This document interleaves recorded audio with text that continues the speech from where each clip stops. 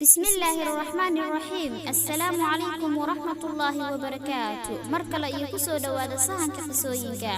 تاريخ دوي حسيسا قف ولي بوحا وقلي وحود حل وجهي أدون كان شيخ أحمد ديداد الله أن حريسته وحو أها عالم إساقو وح إسبري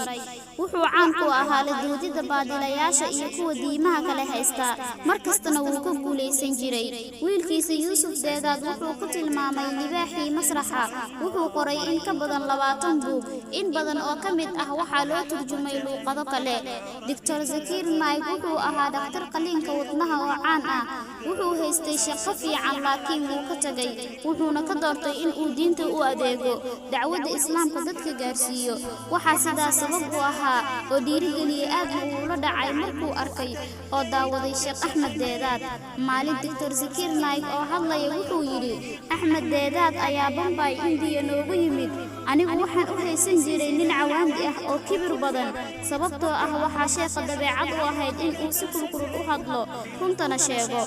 waxaan fursad u helay in aan la hadlo waxaana ku iri adeer maxaa kibraani u tahay markaad fagaaraha ka hadlayso wuxuu ugu jawaabay wiilkaygii ma ihi kibraani waxaan ahay halgamaa waxaa jira laba wado oo lagu dagaalamo shaydaanka biyo barakeysan ama dab anigana waxaan doortay dabka kuleylka in aan kula dagaalamo hadii uu qofku qaban karo hawsha biyaha waa hagaag laakiin anigu waxaan doortay dabka wiilkaygii hadii aad doorato jilaac iyo dadacsanaan oo aad natiijo ku gaari karto ku dhaqaaq oo sii wado Dr. Zakir wuxuu yiri jawaabta uu siiyay waxay gabi ahaan bedeshay aragtidayda Sheekh Ahmed Deedaad waxa aan ahaa nin dhalinyaro ah waxaana ogaaday in sheekhu yahay nin aan isla weyni iyo kibir lahayn ee uu yahay nin u go'doomay inuu xaq dadka fahansiiyo beenta iyo waxa aan jirin ee laga dhaadhiciyayna ka saaro aniguna maalinta ayaan go'aan gaaray in aan noqdo isaga oo kale habnololeedkaygiina bedelo